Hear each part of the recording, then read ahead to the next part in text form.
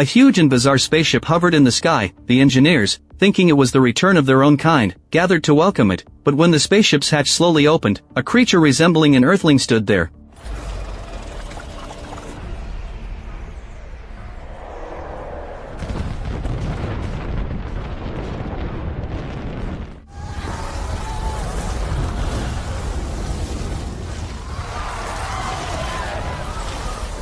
Tiny particles formed by the black liquid quickly eroded them. The engineers' bodies underwent abnormal changes right away. Unknown substances burst out from their bodies one after another, reaping the engineers' lives like the scythe of the god of death. In an instant, the whole square became a terrifying hell. While the mastermind on the spaceship watched coldly, his release of the black liquid was not only about destroying a race, but also about creating new life. For the engineers infected by the black liquid would become vessels for nurturing new life. In fact, the engineers had a profound connection with humans. A long time ago, an alien giant quietly arrived on Earth, then took off his gray robe and opened a metal box. The gel-like substance inside was dissolving rapidly. The giant frowned deeply and drank it all in one gulp. As expected, the substance quickly spread throughout his body, even melting his DNA strands. The next second, the giant's body disintegrated and finally fell into a river, and at this point, his great sacrifice had just begun. The decomposed deoxyribonucleotides continuously recombined, gradually forming cells that kept dividing, and eventually evolved into the creatures on Earth. Yet the truth about human origins has always remained a mystery to humanity itself. Until this day in 2089, scientist Shaw discovered a 35,000-year-old mural. In a cave, in the mural, all living beings worshipped a giant,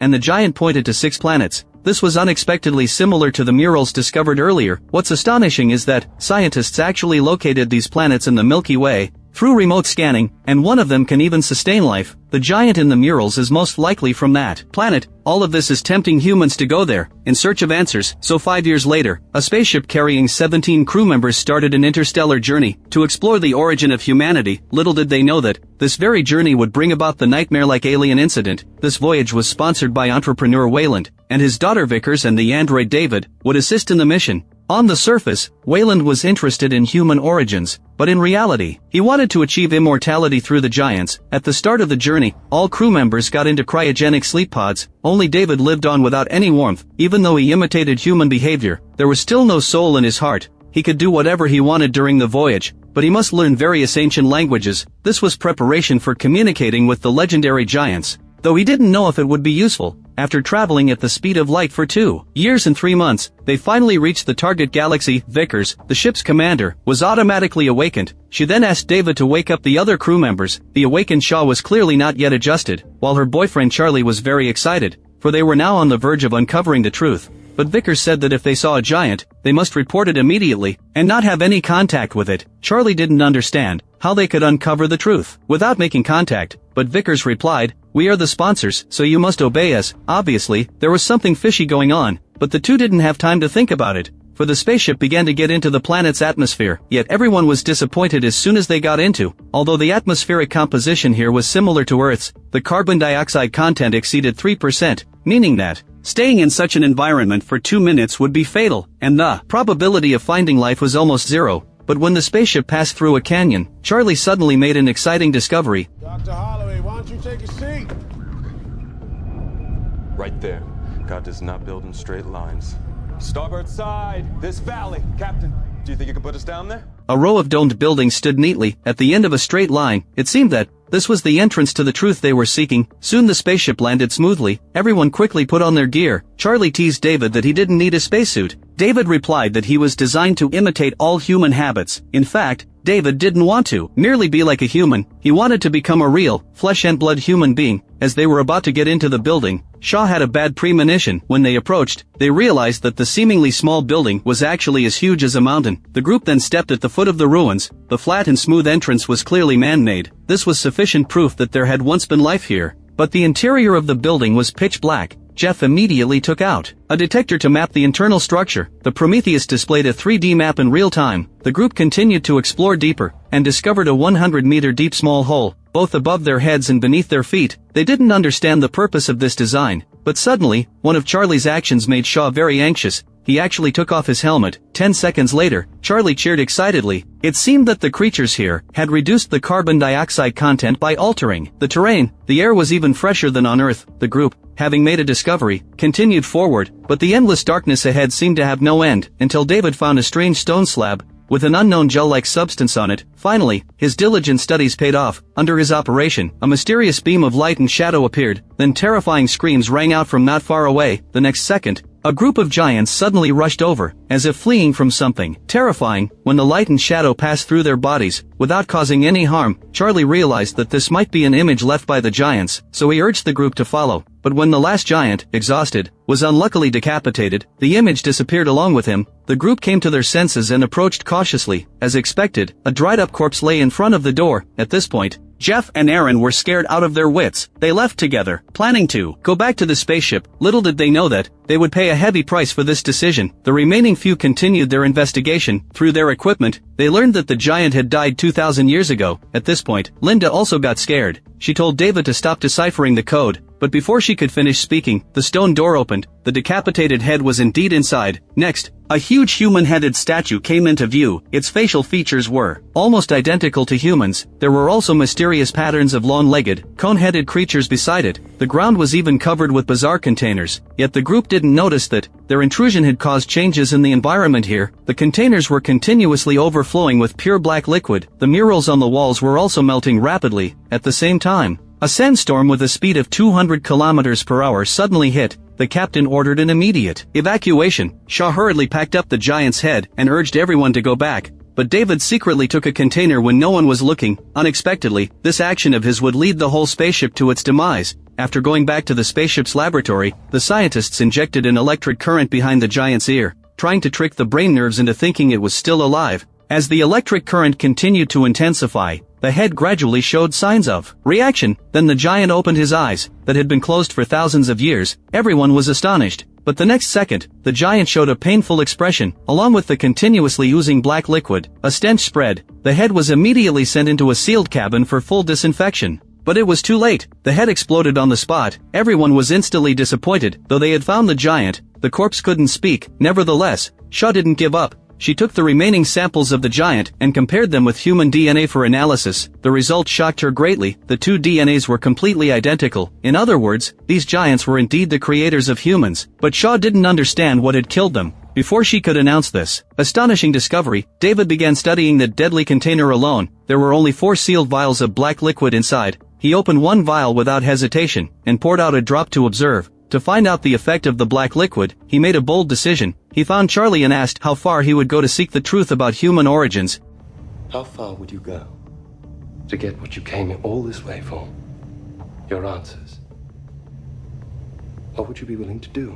Anything and everything. David was satisfied with this answer, so he didn't need to find another test subject. So he secretly dropped a bit of the black liquid into the wine, and the unsuspecting Charlie finished the whole glass in one go. Later, Charlie went to Shaw's room and learned about the DNA match from her. Charlie said that creating life was no big deal. Everyone could do it. This hit a nerve with Shaw, because she couldn't have children. Charlie realized he had said the wrong thing, and quickly went to comfort his girlfriend. The two then spent a wonderful night together. But Jeff and Aaron were in for a terrible time. They got lost on their way back to the spaceship and came across a pile of giant corpses. Their death poses looked like they were fleeing from something terrifying. Unluckily, none of them survived. On the other side, the captain on the spaceship noticed something unusual. Detector number 1 kept beeping. He immediately informed the two that a living creature had been detected 1 kilometer west of them. But less than 2 minutes later, the signal of the living creature disappeared. He thought it was a machine malfunction and didn't pay much attention. But the two beside the pile of corpses became even more frightened after hearing this and chose to head east. Unluckily, the unlucky pair ended up back in the hall, where the containers were stored. By this time,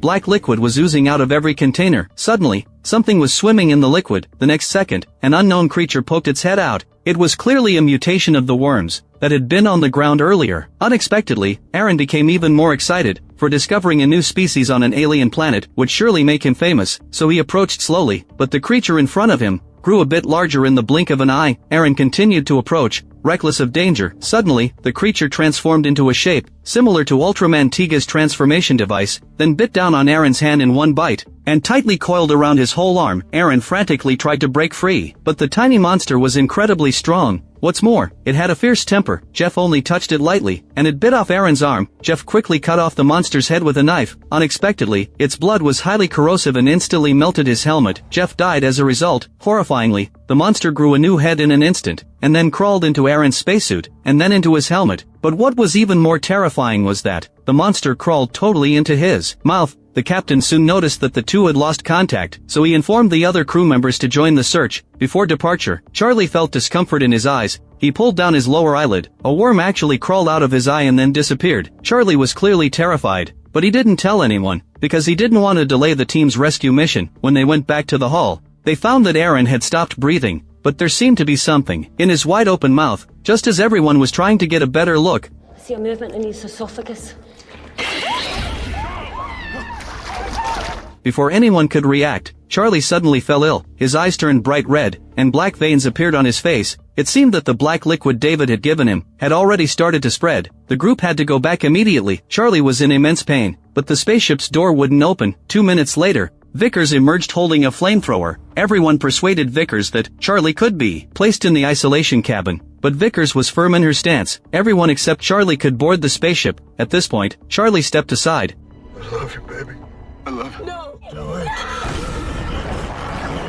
No matter how distraught Shaw was, Vickers had no choice but to do this, for she had to ensure the other crew members weren't infected, and Charlie never knew until his death that he had become a victim of David's experiment. In fact, David had another secret. He had already found a living giant. When the group went to search for Jeff and Aaron, he went alone to a mysterious room, which turned out to be a black liquid storage warehouse. If all these containers were released, all life on Earth would be destroyed. David didn't linger. Instead, he skillfully opened another door. 4 sets of the giant spacesuits lined the corridor, and inside were 4 cryogenic pods. Yet David's first reaction wasn't shock. Instead, he first cut off the video communication with the spaceship, then walked to the center of the circular platform. He was astonished to find that one cryogenic pod was still glowing, so he slowly approached, leaned down, and listened closely. There was actually a heartbeat. Then David smiled a strange smile. It seemed all the mysteries were about to be uncovered. It had been less than a day since Shaw had intimate contact with her boyfriend, but the equipment showed the fetus was already 3 months old. She realized the gravity of the situation right away, and the android David's expression seemed to say he had known all along, for it was he who had added the deadly black liquid to Shaw's boyfriend's drink, causing all of this. What's more terrifying was that the fetus was about to be born. David took the opportunity to inject Shaw with anesthetic, planning to force her into cryogenic sleep, and continue his research once they went back to Earth. But Shaw was also prepared. Just as her colleagues were about to place her in the cryogenic pod, she suddenly stood up, hit one of them on the head with a stick, and stumbled away. She stood severe pain and went to the medical pod, planning to perform a cesarean section on herself. She wanted to see with her own eyes what kind of monster this fetus, which couldn't wait to be born, was. Then she injected herself with anesthetic, and climbed into the medical pod. After setting up the procedure, the equipment began to scan, but the fetus in her womb seemed to sense danger, wriggling constantly as if trying to break free. Shaw was on the verge of collapse. Luckily, the surgery officially began. As the laser cut through her abdomen, Shaw almost fainted from the pain. In the nick of time, she injected herself with another dose. The pain finally subsided. Then the mechanical arms extended into the open incision, and the true face of the monster was gradually revealed. It turned out to be a 4-clawed creature. Shaw dared not imagine what would have happened if she had been a moment later, watching the monster start to struggle. Frantically, she didn't dare to stay a second longer, and quickly operated the equipment to suture her wound, then escaped the medical pod and activated the disinfection mode. Only after confirming the monster was motionless, did she rush out of the medical room. In her haste, she stumbled into a secret compartment. Inside was Wayland, the boss who was supposed to have died of old age. It turned out he had been in cryogenic sleep all along, and was only awakened by David after he discovered the living giant not long ago. Wayland knew he only had a few days left to live, so he wanted to meet the giant in person, hoping to gain immortality from him. But after everything she had been through, Shaw only wanted to go home. But Wayland said, if it were Charlie, would he drop everything and run away? Shaw fell silent, for she knew Charlie would risk everything to find the truth. So for the sake of her boyfriend who had sacrificed his life, she finally decided to go with Wayland and the others. And while they were talking, they were completely unaware that a life-or-death struggle was taking place outside. First, the captain noticed that the monitor belonging to the deceased Jeff was turned on, and the feed showed it was right outside the spaceship. So one of the crew members went out to check. Jeff was sitting on the ground in an eerie posture. The crew member kicked him twice. Suddenly, Jeff stood up straight. Only then did the crew member see that his face had completely mutated. The crew member tentatively called his name, but the next second, he was punched in the head and killed instantly. Then Jeff began a one-sided slaughter, for after mutating, he possessed immense strength. Ordinary weapons had no effect on him. In less than 10 minutes, several crew members lost their lives. The captain finally sensed something was wrong, and decided to take action himself. Taking advantage of the moment, Jeff was repeatedly run over by a large wheel. He seized the opportunity to activate the flamethrower. As expected, the only way to kill such a mutated monster was to burn it. After experiencing a series of bizarre incidents, the captain decided to find Shaw. He said this wasn't the Giants' home, but a military base they had deliberately built in a remote location. The black liquid in the containers was a deadly military weapon. It was too dangerous here. They should go back to Earth. Immediately, Shaw understood this well, but she had to find the giant to get to the bottom of everything now. And it was this decision that allowed them to save all life on Earth. The group then prepared to depart. Shaw suddenly asked David, "What happens when Waylon is not around to program you anymore?" I suppose I'd be free.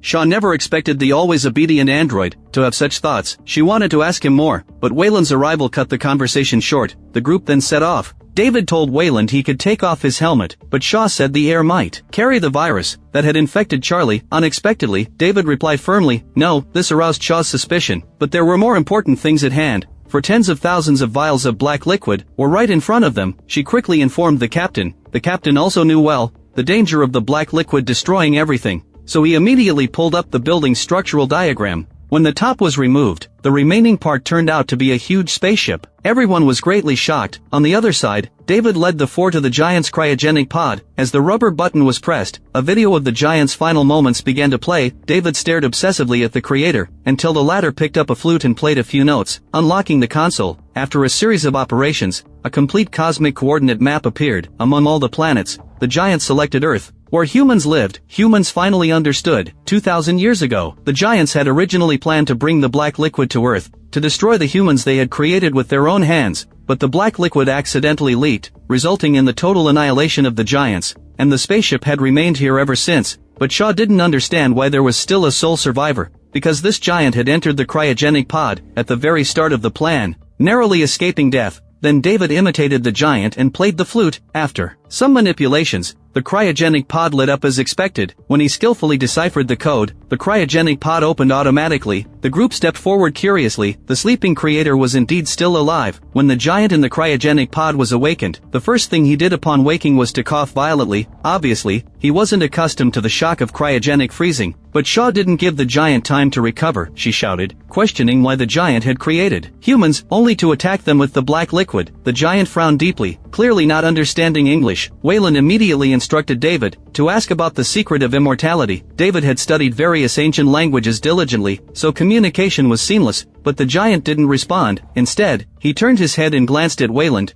then stroked David's head gently. Then in the next second, he lifted David up totally, and tore off his head in one swift move, and smashed it at Wayland. The elderly Wayland met his end ahead of time. At this point, he finally realized that the immortality he had pursued so desperately was nothing but a futile dream. If the giants themselves needed to hibernate, how could they know the way to immortality? Whether it be giants, humans, androids, or aliens, physical bodies will always decay. Only genes are truly immortal. This is also why the giants created humans, for the continuation of their species' genes. At this point, one of Wayland's men suddenly opened fire, but the bullets couldn't harm the giant at all, and the man was killed by the giant instead. Then Linda's man was also killed without difficulty. Now only Shaw was left. Sensible enough, she had already slipped away. Unexpectedly, the giant had no intention of chasing her, and instead walked to the console. The circular platform opened, and a cockpit slowly rose. It seemed the giant planned to continue the unfinished mission. He was going to drop the black liquid on Earth to destroy all humans. As the giant operated it, the spaceship's true form was revealed. Then the spaceship prepared to take off.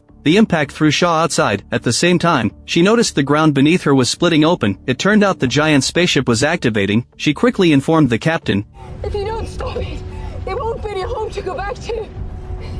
It's carrying death, and it's headed for Earth.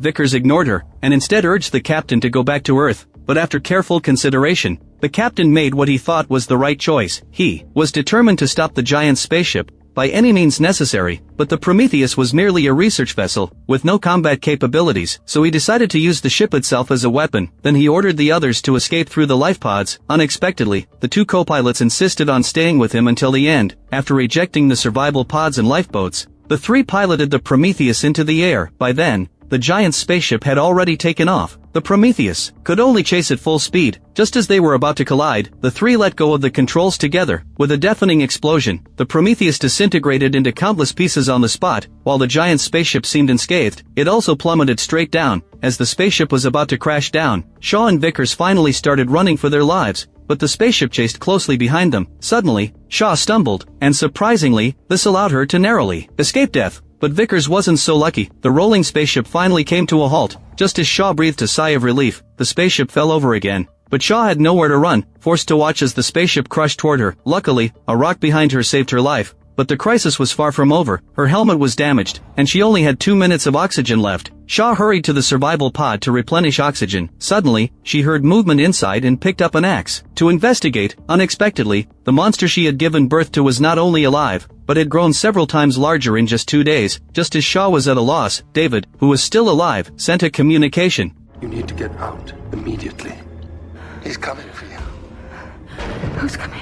Before she could ask who it was, the critically injured giant rushed over and grabbed her by the throat. In the nick of time, Shaw opened the medical pod. The ravenous monster immediately latched onto the giant. Shaw took the chance to escape as the giant struggled behind her. Little did anyone know that the black liquid monster they created would finally be the perfect killing machine. In just a few seconds, the giant was ruthlessly devoured. Shaw became the sole survivor among the 17 crew members. She then found the damaged David, for he was the only one who could pilot the other spaceships left by the giants. But Shaw no longer wanted to go back to Earth. She was desperate to find out why the giants wanted to destroy humans. So they activated another giant spaceship and set course for the giants' home planet. Little did she know that this decision would make her wish she were dead. The film doesn't explicitly state the reason for the destruction. In fact, as humans developed, they gradually escaped the giants' control, or perhaps the giants were dissatisfied with their own creation, so they sought to destroy it.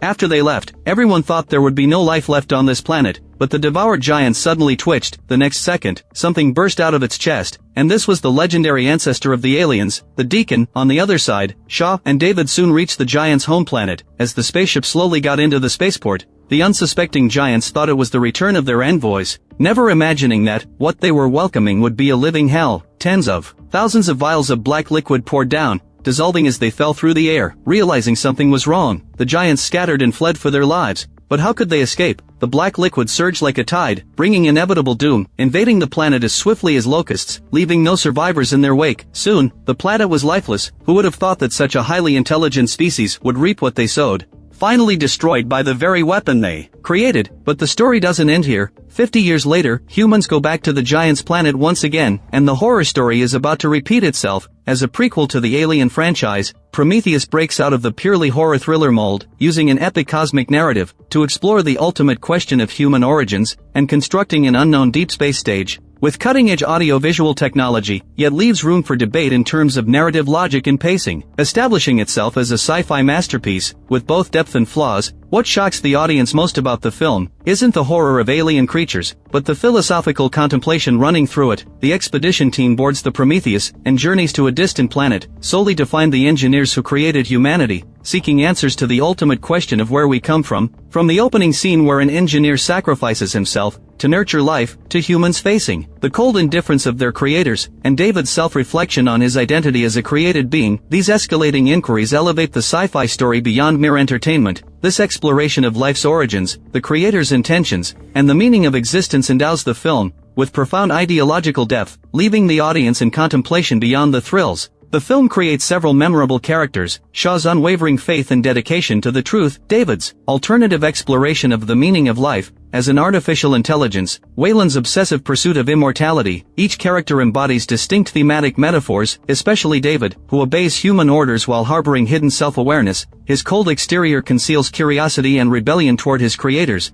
making him the most controversial yet charismatic character in the film. His very existence serves as a perfect interpretation of the relationship between creator and created. The film's core controversies center on its narrative logic. The motivational logic of some characters lacks proper foreshadowing. For example, the expedition members' reckless contact with unknown creatures, and the biologists' complete lack of caution toward dangerous organisms, feel forced and abrupt. Meanwhile, key settings such as why the engineers created humans only to destroy them, and the specific function and origin of the black liquid aren't clearly explained, resulting in ambiguous areas in the worldview that confuse the audience. The value of Prometheus lies not only in filling the worldview gaps of the Alien franchise, but also in elevating the thematic expression of sci-fi films to a new level. It breaks free from the traditional narrative of alien invasion, instead, using the guise of a deep space adventure to explore eternal propositions such as faith and science, creation and destruction, and the individual versus the collective. At the end of the film, Shaw sets off with David to continue searching for the engineers, leaving behind not only suspense,